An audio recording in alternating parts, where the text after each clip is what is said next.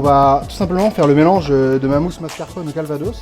Donc il se compose de ma mascarpone aromatisée au calvados, de ma pâte à bombe jaune sucre qui a monté au batteur et de crème montée.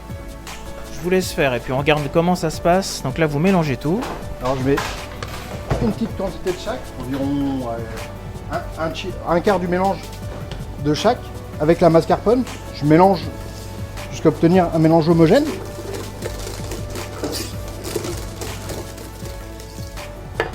Là, je vais venir verser ma pâte à bombe en 2 fois.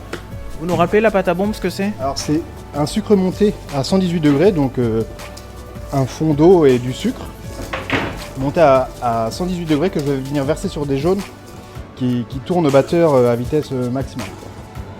Que je vais laisser monter et refroidir. Et une fois froid, j'ajoute ma gélatine dedans. Et après, je vais pouvoir faire le mélange. Hop, donc là, je vais finir Ça, c'est toujours mélangé à la main et ensuite, ça sera versé sur ces génoises. Probablement, j'ai mis ma génoise et j'ai mis mes inserts que j'ai fait hier. On est obligé de faire la veille en fait pour les faire prendre au congélateur, tout simplement pour avoir un aspect bien net. Je les ai mis dans un moule plus petit, fait prendre au congélateur. Après, je les démoule et je les mets dans mon moule principal.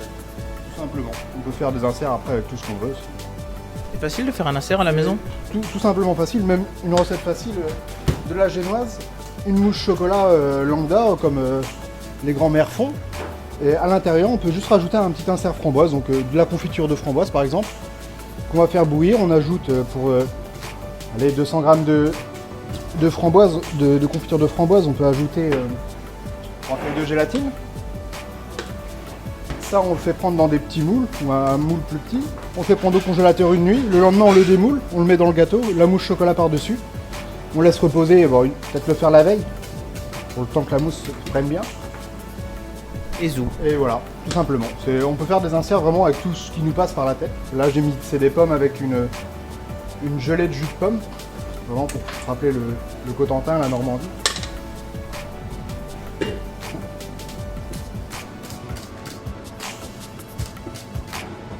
L'important, c'est vraiment d'avoir un mélange homogène.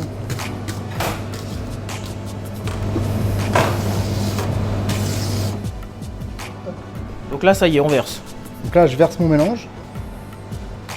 Ouais, quand on fait une mousse, jamais l'agresser, jamais aller trop vite. Pour justement pas casser les bulles qu'on crée en montant la crème, en montant la pâte à bombe par exemple. Comme une mousse au chocolat finalement. Si on mélange trop vite et qu'on va écraser la pâte, on va avoir une mousse beaucoup plus compacte. En bouche, ça va se ressentir. Ça, faut avoir le coup de patte avec la spatule. Alors le lissage, oui, c'est quelque chose de... Voilà, c'est toujours pareil, ça vient avec l'expérience. Même moi, je ne suis pas forcément le pro de la spatule. Mais c'est des choses qui viennent... voilà. Des choses qui viennent avec le temps. Qui fait le charme du gâteau, quand un gâteau bien lisse. C'est à ça qu'on va reconnaître la pâte du professionnel, j'ai envie de dire. Un gâteau à base de mousse, si on le laisse à l'extérieur, il va prendre la chaleur et il risque de ne pas forcément bien prendre. On va pas avoir le même effet. Il n'y a plus qu'à goûter, les amis. Bon appétit!